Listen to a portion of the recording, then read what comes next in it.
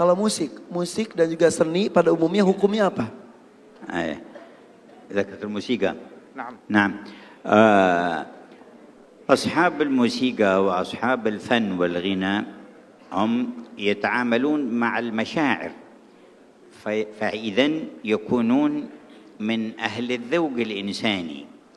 الذي يتعامل مع المشاعر أجدر بأن يدرك حقائق ما يسعد به الإنسان وينعم، فيطرب بالكلام الطيب الحسن ويطرب بذكر الله تبارك وتعالى وتطمئن قلوبهم بذكر الله.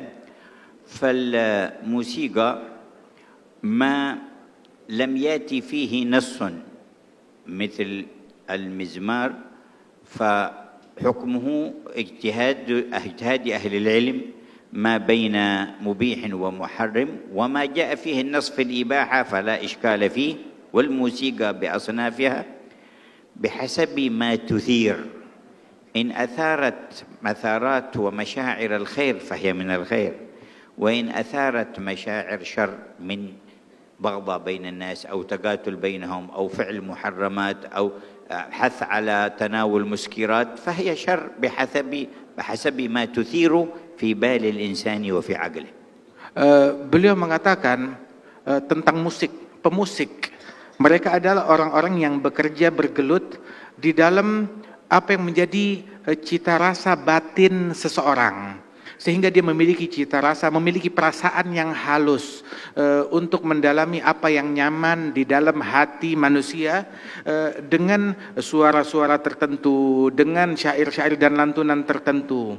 Maka hendaknya pun dia juga memiliki kepekaan akan zikir-zikir tertentu yang membuat hati seseorang menjadi lebih nyaman. Sebab bermain dengan perasaan, maka dia harus tahu apa yang membuat orang paling nyaman. Bukan cuma musik aja, zikir pun juga, doa pun juga, ibadat pun juga. Kemudian juga di antara musik-musik itu ada juga yang menggunakan alat-alat yang memang diharamkan di dalam syariat seperti mizmar, maka itu hukumnya haram. Ada juga yang menggunakan alat-alat yang dihalalkan, dibolehkan dalam sunnahnya Nabi ada, maka itu hukumnya halal. Ada juga yang tidak disebutkan di dalam sunnah tentang kebolehan atau ketidakbolehannya, maka itulah tempat perbedaan pendapat para ulama dan masing-masing dengan pendapatnya. Kemudian juga lantunan syair yang diucapkan. Syair tersebut itu membangkitkan perasaan.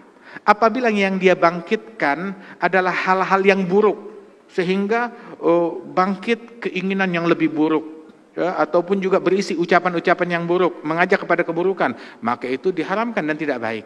Tetapi kalau isinya mengajak kepada kebaikan, membangkitkan hal-hal yang baik pada diri seseorang, maka itu menjadi hal-hal yang baik pula. Jadi tergantung musiknya dan juga tergantung syairnya dan juga diseimbangkan dengan zikir, mungkin seperti itu ya.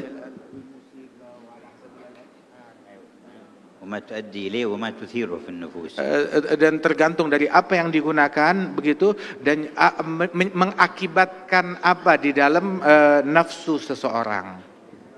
فإن نفس الإنسان قابلة للتأثر سلبا أو إيجابا. Sebab nafsu seseorang itu, dia itu mudah terpengaruh, baik pengaruh positif ataupun pengaruh negatif. فبعض الأغاني وبعض الموسيقى وبعض الصوت الحسن يحفز الإنسان لأن يبر والديه أو يحسن لأرحامه أو يسامح من آذاه أو يكون على استقامة، فهذا كله من الخير وداخل في الخير. Ada beberapa musik yang isinya itu penuh hikmah, ngajak orang untuk bakti kepada orang tua, cinta kepada ibunya, kepada ayahnya, bakti kepada mereka, ngajak orang untuk silaturahmi, ngajak orang untuk bikin ketaatan, untuk berderma, untuk peduli kepada sesama. Ini adalah bagian dari kebaikan dan bagian daripada dakwah juga, dan ini adalah hal yang baik. ولما كان ينشد شعر سيدنا حسان في مدح النبي صلى الله عليه وسلم وذم المعاندين من الكفار، مدحه النبي وقال إن جبريل وميكائيل معك ما نفحت عن رسول الله. Ketika Sayyidina Hasan bin Thabit, sahabat Rasulullah, seorang penyair, seorang seniman penyair, dia banyak membuat syair, dia mengubah syair yang isinya memuji Nabi Muhammad dan juga membela Nabi Muhammad daripada cacian dan makian orang-orang yang kafir. Maka Rasul SAW menyemangati dan mendukung apa yang dilakukan oleh Hasan bin Thabit dengan ucapan sesungguhnya Jibril dan Mikail senantiasa bersama engkau di dalam syairmu manakala syairmu itu isinya membela kepada Nabi Muhammad SAW. وكان أحد الشعراء أمية بن أبي صلت له حكم يلقيها في شعره. قال بعض الصحابة فركبت مع النبي في السفر قال تحفظ شيء من شعر أمية بن أبي صلت؟ قلت نعم. فقال فأنشدني فأنشدته بيتا فقال هيه أي زدني فأنشدته بيتا فقال هيه فأنشدته بيتا حتى فقال هيه حتى أنشدته 100 بيت. Dulu ada seorang seniman, penyair dari orang Arab terdahulu sebelum Nabi Muhammad, namanya Umayyah bin Sult, yang mana dia ini banyak mengucapkan syair-syair yang isinya kebaikan dan penuh hikmah. Pernah satu kali Nabi bertanya kepada seorang yang ada di situ, sahabat beliau yang banyak hafal syair, bilang, apa kamu hafal daripada syair-syairnya Umayyah bin Sult? Maka dia bilang, iya saya hafal. Maka diucapkan 1-2 bait syairnya Umayyah bin Sult. Kemudian Nabi berkata, yakni tambahkan lagi, ada lagi gak? Saya tambahkan lagi. Nabi nanya, ada lagi gak? Tambahkan lagi. Terus sampai hampir 100 bait syair yang dibacakan di hadapan Nabi Muhammad SAW. وكما تتأثر مشاعر الإنسان بالصوت الحسن وبالأنغام المناسبة فكذلك تتأثر بالنية الصالحة وبالرحمة وبإرادة الخير وبالقيم الفاضلة تأثرا أكبر.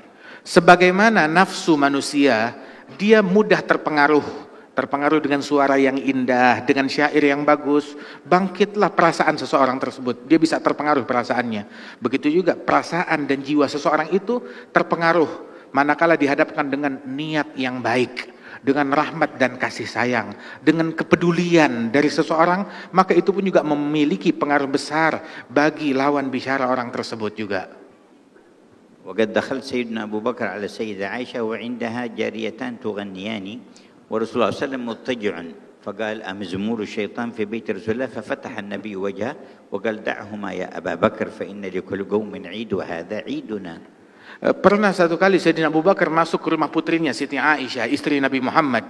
Bersama Siti Aisyah ada teman-teman mainnya, anak-anak begitu, gadis-gadis kecil begitu, yang mana mereka ini melantunkan nyanyian syair-syair yang baik bersama Siti Aisyah, dan di situ ada Rasulullah Shallallahu Alaihi Wasallam dan Nabi sedang menutup wajahnya. Sayyidina Abu Bakar saat masuk, maka dia memarahi Siti Aisyah putrinya. Masa iya ada suara syaitan dan lantunan syaitan di rumah Nabi Muhammad? Menegur Siti Aisyah. Maka Nabi Muhammad menoleh ke arah Sayyidina Abu Bakar As-Siddiq dan berkata, biarkan wahai Abu Bakar. Enggak sejauh itu maksudnya Rasul SAW. Sesungguhnya ini adalah hari Id, hari Lebaran, kata Rasulullah SAW. Maka biarkan mereka melantunkan daripada lantunan dan syair-syair yang tidak mengandung keburukan di dalamnya itu.